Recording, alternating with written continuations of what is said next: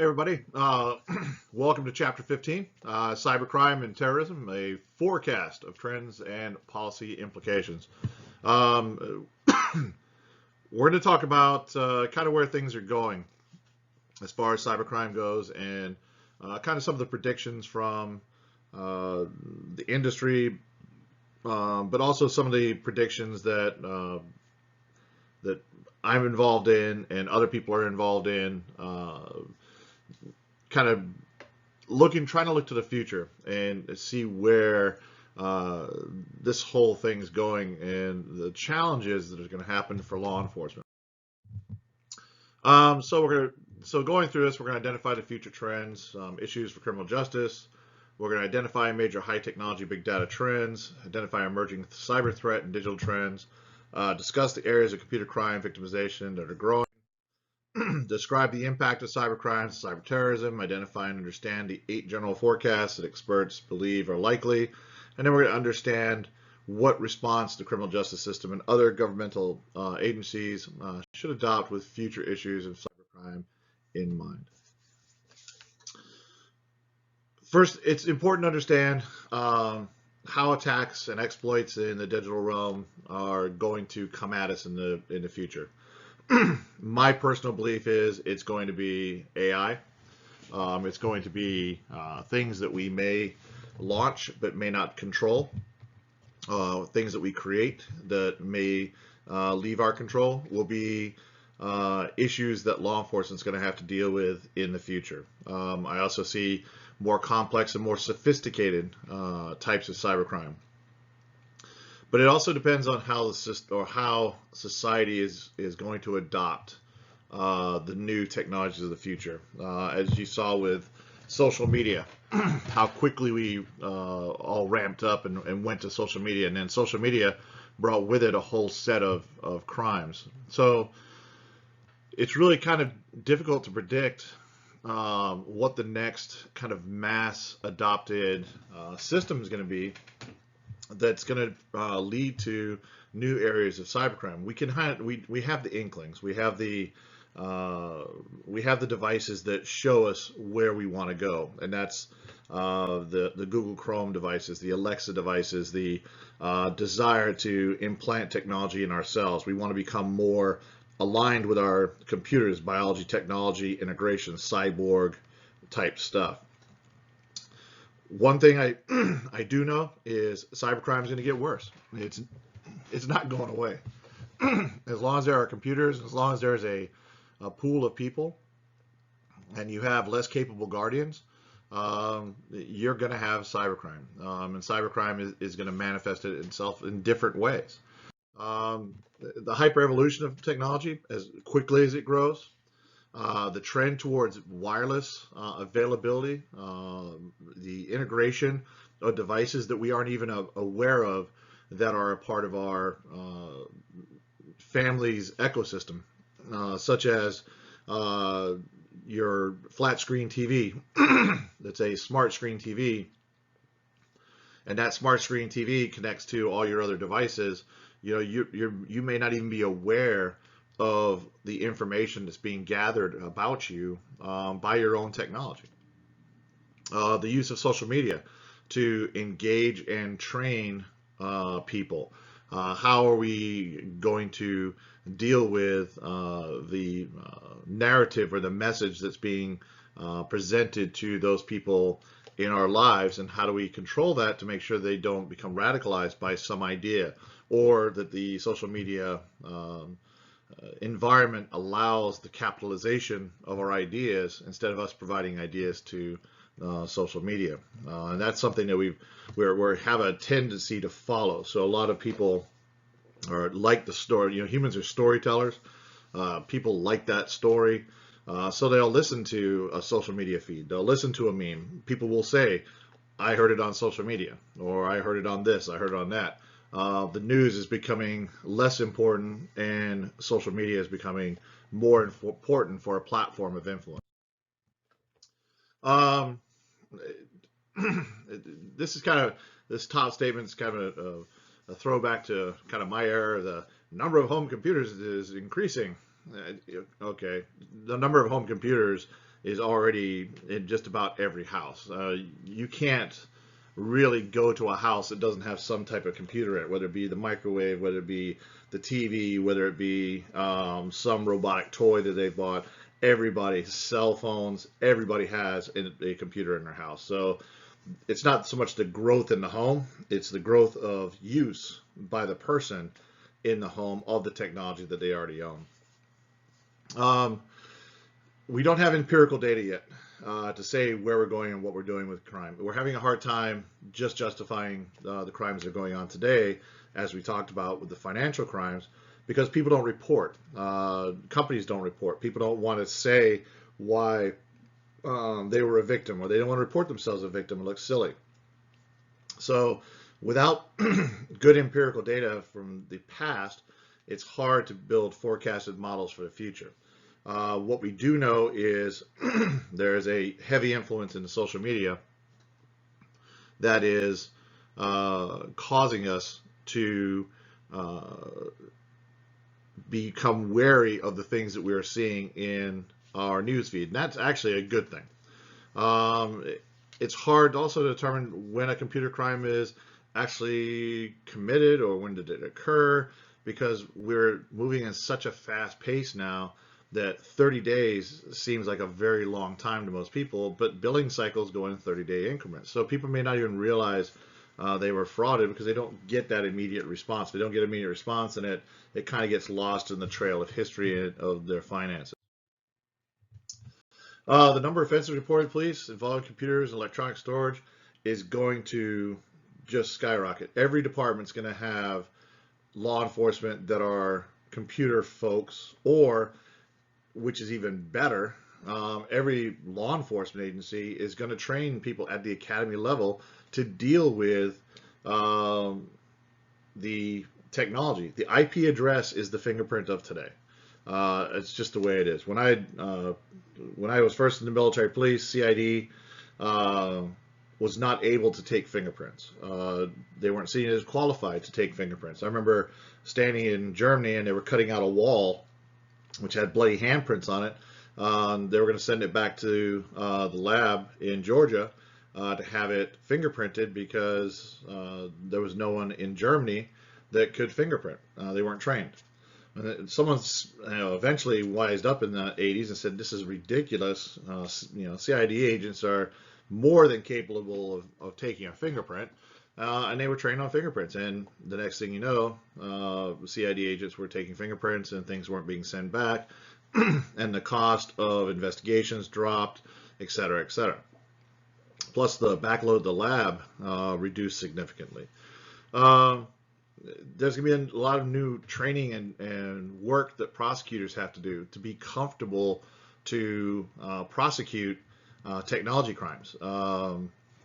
There's going to be new technologies come out. They're going to need new specialties. We have the cell phone as a great example. We use that a lot as a model for the future. But when the cell phone changed with the camera to something that everybody used, we had to start sending people to training to learn how to specifically extract data from cell phones. We don't know how well state and local law enforcement and courts are going to be equipped to handle this rise. We're hoping that they'll stay, but if we base it on what we have today, unless you're in a large metropolitan area, it's probably not going to be handled well for a while. The NIBRS system is not collecting the correct data because there are no fields for the data that we need to collect on cybercrime specifically. So without that NIBRS data, without that effective information, it's hard to generate forecasts. It's hard to generate new rules and laws because there's no empirical data to support it. And there needs to be a comprehensive review of how criminal law and procedure attacks cybercrime and cyber offenses. We're talking about writing rules for something that hasn't happened yet. It's almost like that show Tom Cruise is in, that pre-crime, where you get arrested because you're going to kill somebody. Well, we're kind of in that state now. Is how do we write a law for something we're not really sure is what's going to happen, but we're pretty clear it's going to happen. And then we need to train and develop for expertise. I'm an advocate that um, the government has a responsibility to provide monies and training to law enforcement. I absolutely believe that if everybody is going to get a fair prosecution, if everybody is going to be treated equally under the eye of the law, then the government has to train law enforcement officials to be qualified and capable and competent in the collection and processing of criminal activity in the computer space. If you don't, then you're not being treated equally under the law. You may be in New York and you may have a very competent law enforcement agency that is from a large department, and you go to the middle America town sheriff department where you have 3 people. You're not going to get the same level of jurisprudence, one, and you're not going to get the same level of investigation in those 2 arenas. So therefore, it's not equal under the law. So we need to make sure that everybody is trained to a certain standard so we can have equity in the law. So far, the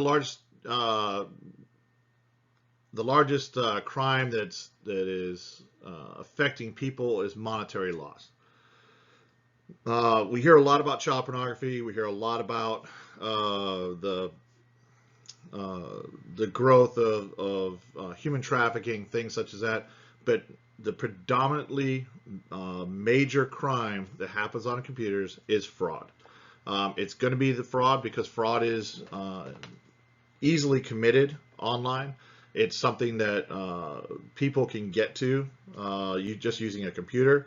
And if you're a good hacker, you can steal a lot of money very quickly with very little risk. And as we know from Chapter 3, that's a great combination for enticing somebody to commit a crime. When you take away the protections, take away the capable guardians, etc., you're going to have a crime. Just look at choice theory. If there's no ramification to my action, my choice is going to be to do that action because I'm not worried about what's going to happen to me. You're going to see much more internet fraud, especially as governments go against each other with sanctions and tariffs and things like that. They're going to seek other ways of making money. North Korea, for example, has been under sanctions for what was it, 18 years now. The U.S. has imposed serious sanctions on North Korea, and North Korea's response to that was to build a very robust crime network. So they fund their country through doing computer crime and computer fraud. That's where they get a lot of their money.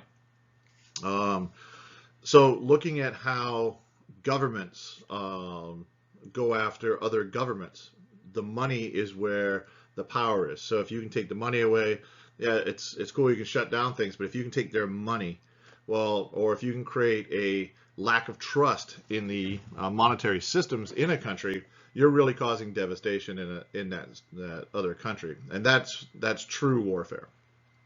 That's that financial warfare that no one really talks about that much because it's a scary thing to think about.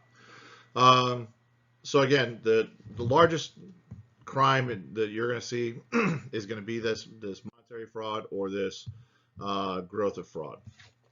Trans-jurisdictional investigations. Those are always going to be extremely delicate because you're talking about 2 countries that have to work together to take a citizen from one country to be prosecuted by another country, and most countries don't like doing that. Most countries want to prosecute their own people. There's very few MLATs between countries that allow for just a response by another law enforcement agency from another country to come in and do an investigation. Normally, it's going to be a joint investigation. Someone else has to be involved, and that can be troubling, and that can be an issue for you, especially if the government is not as robust and there's more fraud and things going on in that government. Your investigation may be tainted because the the people within the government are, working with the people committing the crimes. You may end up having a nation state investigation. They're not going to help you with your nation state investigation if they're the nation state. Creating new entities, fraudulent enterprises, it doesn't cost anything. You can stand up a website on a free hosting service and you can start frauding people tomorrow. I can do a GoFundMe page, put up some fraudulent story, and as long as I can make it believable enough and I can get past the filters of the GoFundMe folks, I can start making money. And people are getting really, really good at the sob stories for what people will give money for. And you would be surprised how much money people will give to other people and for things that you wouldn't even think were relevant. Down in St. Petersburg, Florida, we were down there, and there was a story in the paper about a young couple that was destitute in St. Petersburg. Basically, they were stuck in St. Petersburg. And what had happened is they had sold all their belongings. They'd bought a very expensive boat, and they decided to live on this boat. And that was their dream, their lifelong dream. Remember that word, lifelong dream, was to live on this boat. So they spent their entire work history, saving money, and then sold everything, got on this boat. And 3 days after they bought the boat, going through the Gulf, they rammed the boat into some rocks, destroyed the boat, and they didn't have the insurance they needed on the boat, and they lost everything. Now, this was a GoFundMe page, and the GoFundMe was, please help us out, help us, rebuild our lives, we've lost everything. And then at the very bottom, you read the guy was 22 and the young lady was 21. So their entire life savings was the 22 and 21-year-olds' life savings, and it wasn't an older couple that was spending their entire life and they're into their lives and this is their retirement. This is a young couple that's just starting out, that sold everything and bought a boat and crashed it and wrecked it, and they had a GoFundMe page. They made $175,000. People felt sorry for them and donated $175,000 and set this couple back up. So it's amazing what a group on GoFundMe can get from other people. It's absolutely amazing. Virtual crimes against persons, cyberbullying, cyberstalking, hate messages. You talk about growth spurts. This is going to be a growth spurt. The hate groups, the folks getting their messages out, things that you couldn't do 40, 50 years ago because you didn't have the means to talk to the masses. You can do now. You can have a very well organized website that makes your group look huge, look like you guys really know what you're talking about. You can change little things in PDF documents to make your messages say what you want them to say, but you can reference articles, and if people don't go check the articles, then they believe that that's what was said. Just all kinds of stuff that you can do in this world of manipulation. I'm sorry about the frog in my throat here. I'm hoping it goes away here in a second. These are going to be those crimes that we don't know exactly what to do with just yet, because we're still trying to figure out how to enforce, investigate, and find these people that are putting these manifestos up online, and hate groups and stalking messages against other people, etc. And then there's going to be hybrid crimes, psychological warfare, where they're trying to radicalize you to do something, and they want you to do something in the physical world. There's going to be an expansion of that, because the medium for me is the internet. The way for me to get things across is going to be through the internet. The hybrid crimes allow for retaliation. They allow, especially in the virtual workplace, you can cause denial of service attacks on people's avatars and things such as that. So this whole new world, this whole AI, virtual communities, the ability to make someone look like they are actually speaking when it's not them, and recreate somebody's in space that looks very real, but it's not really them, is easily done now. So having a national figure saying crazy things on a website will not be very difficult in a couple of years. It'll be something that's done routinely, and there's going to have to be law that regulates that, because that's going to be weaponizing that medium or that speech. Um, Computer hacker groups, they're still going to be there. You're still going to have the hacker subculture. You're always going to have the kind of the Mr. Robots out there that are running around in their hoodies and wearing the anonymous face mask. You're going to have those, because those will always be there. You're going to have the patriotic hackers, the religious hackers, the just the educate or the people seeking challenge hackers. You're going to have the red hat, or excuse me, you're going to have the black hat, gray hat, white hat hackers.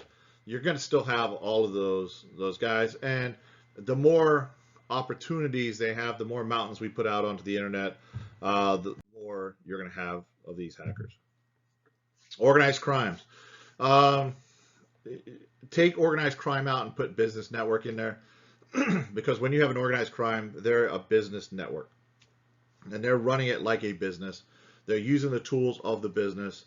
So when you're talking about organized crime, you're talking about people that are using Excel, Access, Word, things such as that to commit computer crime.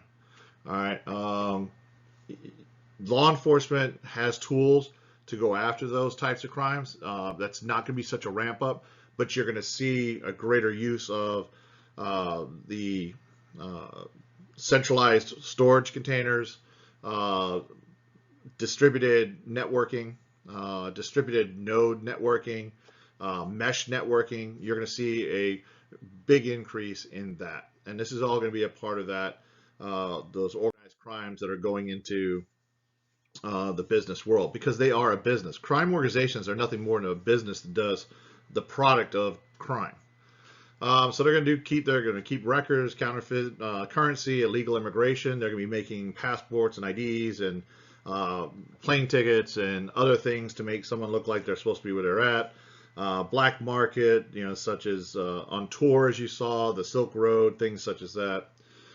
Sexually oriented commerce, online gambling, identity theft, fraud. So basically all the things that organized crime has done forever, they're still going to do it. They're just going to do it on the internet, or with their technology. They're going to do it faster, and they're going to probably do a better job of what they used to do. So when we look at organized crime, we're not looking so much at so much as an adoption of new stuff, but we're looking at the increased use of those things that are already available to the criminal, or that criminal network. Global networking. So the more distributed I can make my terrorist group, the more headless I can make my terrorist group, the better it is. So if I think I told you this once before, if I take 20 of my best guys and we all meet in a building in a country, and somebody knows that we're there, yeah, a cruise missile is going to come through the window.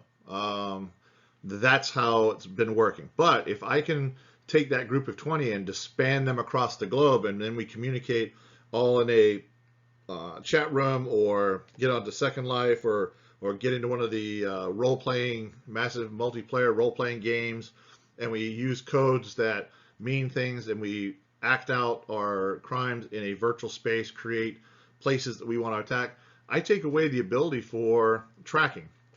It makes it much, much more difficult for someone to follow me in cyberspace if I don't give you the kind of those indicators that something bad is going on. So the terrorist organizations will go to the internet more and more. In fact, They were well ahead of us on Facebook. They've been well ahead of us on Twitter, Snapchat, WhatsApp.